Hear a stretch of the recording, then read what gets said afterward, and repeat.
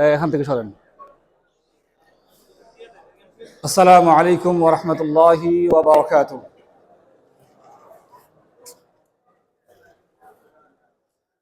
আলহামদুলিল্লাহ আলহামদুলিল্লাহিল লাতীফিল মান্নান আল কারীমির রহিমির রহমান والصلاة والسلام على أفضل رسله نبينا محمد وعلى آله وصحبه والتابعين له بإحسان. أما بعد، فأعوذ بالله من الشيطان الرجيم. يا أيها الذين آمنوا كتب عليكم الصيام كما كتب على الذين من قبلكم لعلكم تتقون. وقال النبي صلى الله عليه وسلم قال الله تعالى كل عمل ابن آدم له إلا الصيام فإنه لي وأنا أجزي به أو كما قال عليه الصلاة والسلام. الحمد لله, আল্লাহর অশেষ মেহেরবানি। আজকে তৃতীয় সিয়ামের পূর্ব মুহূর্তে পবিত্র কালামুল্লাহ থেকে এবং রাসূলুল্লাহ সাল্লাল্লাহু আলাইহি সাল্লামের সহিহ সুন্নাহ থেকে কিছু কথা শোনা এবং সে অনুযায়ী আমল করার তৌফিক পাচ্ছি, সেজন্য কালিমাতুশ শুকর করছি আলহামদুলিল্লাহ। সালাত এবং সালাম পড়ে দিচ্ছি সাইয়্যিদুল মুরসালিন খাতামুন নবিয়্যিন মুহাম্মদুর রাসূল সাল্লাল্লাহু আলাইহি ওয়াসাল্লামের প্রতি সাল্লাল্লাহু আলাইহি ওয়া আলিহি ওয়াসাল্লাম। সম্মানিত উপস্থিতি, গতকাল আমরা জেনেছি রমজানের কি বৈশিষ্ট্য, তাই না? গতকাল কি জেনেছি? রমজান কি কি স্পেশালিটি নিয়ে আসে, কি কি খুসুসিয়াত, খাস বিষয়গুলো রমজানে আছে।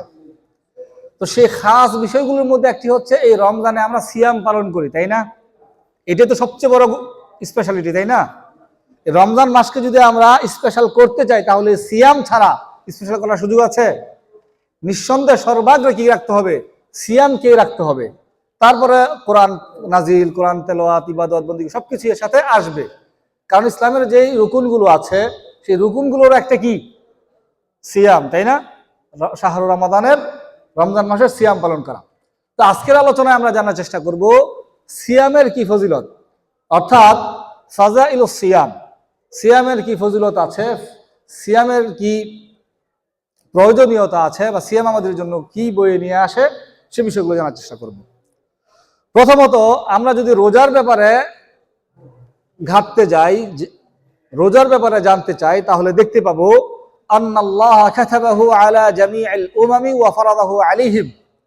এই সিয়াম বা রমাদান মানে এই রোজা বা সিয়াম আল্লাহ শুধুই আমাদের জন্যই ফরজ করেন নাই, বরং আমাদের পূর্ববর্তী যত উমাম ছিল, যত জাতি ছিল, সবার জন্য কি ছিল?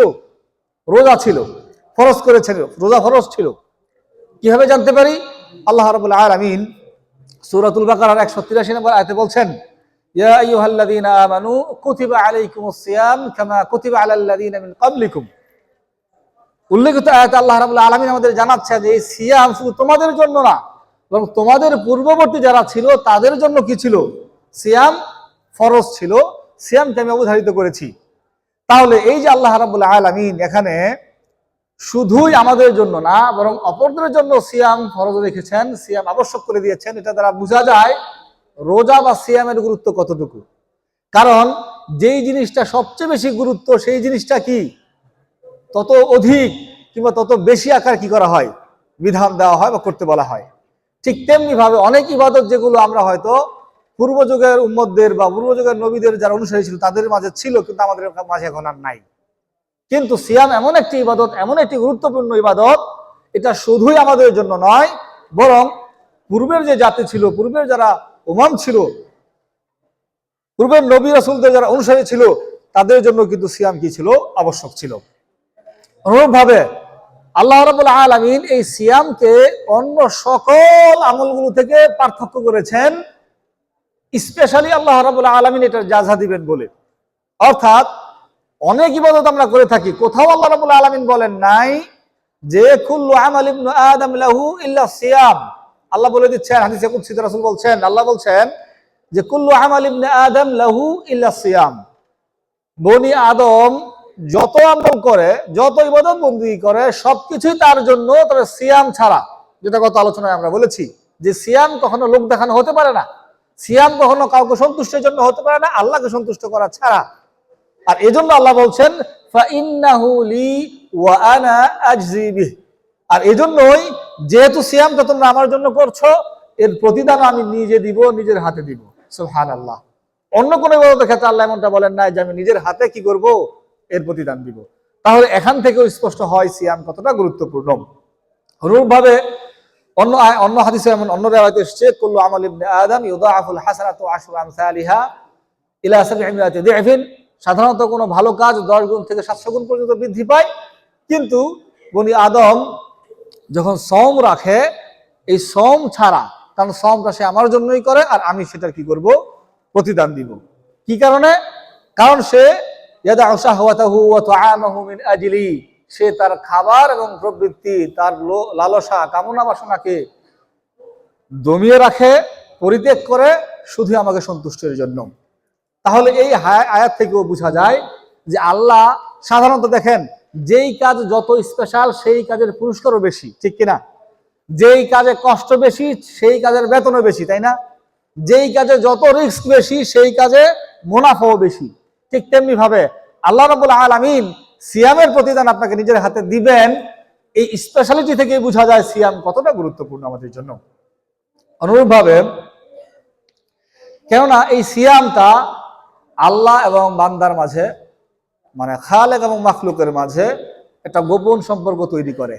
কারণ এই গোপনীয়তা ছাড়া আর কিছুই নাই, শুধুই আপনি আল্লাহ রাব্বুল আলামিনকে সন্তুষ্টের জন্যই এই সিয়াম আপনি পালন করে থাকেন। অনুরূপভাবে এই সিয়ামের অন্যতম ফজিলতগুলোর মধ্যে থেকে একটা হচ্ছে আন্না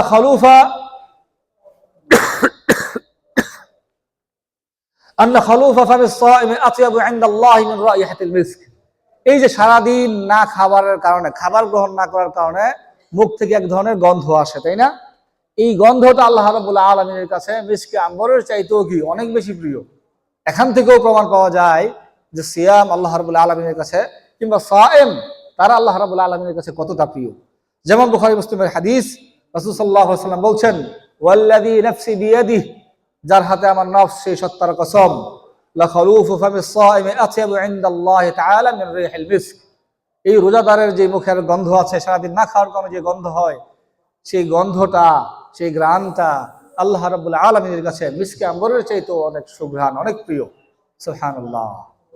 আপনার কাছে হয়তো অন্যরকম মনে হতে পারে, কিন্তু আল্লাহ রাব্বুল আলামিন কিন্তু আপনাকে ভালোবাসছেন এই কারণেই যে আপনি শুধুই তার জন্য, শুধুই তাকে সন্তুষ্টের জন্য আপনি এই সিয়াম পালন করছেন।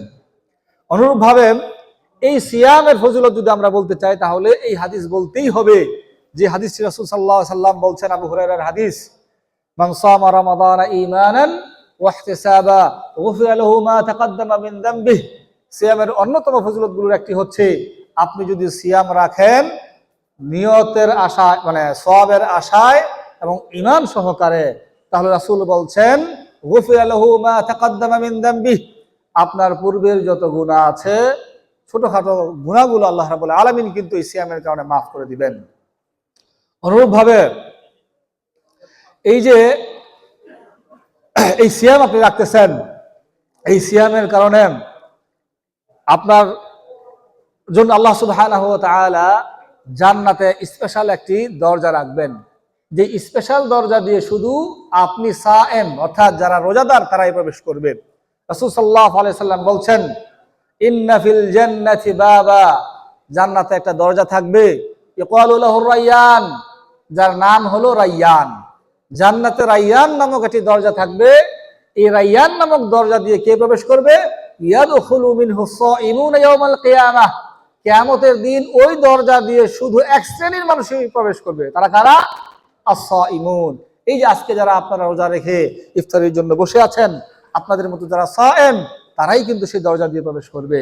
তাহলে সিয়ামের গুরুত্ব বোঝার জন্য এটাও আমরা জানতে পারি সিয়াম কতটা গুরুত্বপূর্ণ, যে সিয়াম রাখবে তার জন্য আল্লাহ স্পেশালি একটা দরজাই তৈরি করবেন, স্পেশালি একটা বাব রাখবেন, যে বাব দিয়ে শুধু সায়েমরা, রোজাদাররাই প্রবেশ করবেন। এবং লা ইয়াদখুলু মিনহু আহাদুন গায়রুহুম, আর ওই দরজা দিয়ে তারা ছাড়া কেউই প্রবেশ করবে না, অর্থাৎ শুধু সায়েমরাই প্রবেশ করবে। ইউকালু আইনা সাইমুন, তখন বলা হবে, ওই দরজা থেকে বলা হবে বা ওই জায়গা থেকে বলা হবে, রোজাদাররা কোথায় আছো তোমরা? ফায়াকুমুনা লা ইউদখালু মিনহু আহাদুন গায়রুহুম, ফায়াকুমুন, যখন রোজাদারকে ডাকা হবে তখন তারা দণ্ডায়মান হবে, দাঁড়াবে। লা ইয়াদখুলু মিনহু আহাদুন গায়রুহুম, তারা ছাড়া ওই দরজা দিয়ে কেউ প্রবেশ করবে না। ফাইদা দাখালু উগলিকা, আর যখনই তারা প্রবেশ করবে সাথে সাথে সেই দরজা কি করে দেওয়া হবে, বন্ধ করে দেওয়া হবে। ফালাই ইয়াদখুলু মিনহু আহাদ, আর সেই দরজা দিয়ে এরপর আর কেউই প্রবেশ করতে পারবে না। সুবহানাল্লাহ। তাহলে রোজা কতটা গুরুত্বপূর্ণ, কতটা স্পেশাল সেটা কিন্তু বোঝা যায় হাদিসের মাধ্যমে। অনুরূপভাবে এই রোজা আর ফজিলতের অন্যতম একটি হচ্ছে আস-সাওমু জুন্নাহ, এই রোজা আপনার জন্য ঢাল স্বরূপ। এই রোজা আপনাকে ফাহিশা কাজ থেকে বিরত রাখে, এই রোজা আপনাকে অহেতুক কাজ থেকে বিরত রাখে। তাই এই রোজা হচ্ছে ঢাল স্বরূপ। যেমনটি রাসূল সাল্লাল্লাহু আলাইহি সাল্লাম বলছেন, ফাইদা কানা ইয়াউমু সাওমি আহাদিকুম ফালা ইয়ারফুথ ওয়ালা ইয়াসখাব ফাইন সাবাহু আহাদুন আও কাতালাহু ফালিয়াকুল ইন্নী ইমরুউন সাইম। এই রোজা আপনাকে নানা ধরনের ফাহিশা, খারাপ কাজ, ঝগড়াঝাটি, বিভিন্ন গালিগালাজ থেকে বিরত রাখে।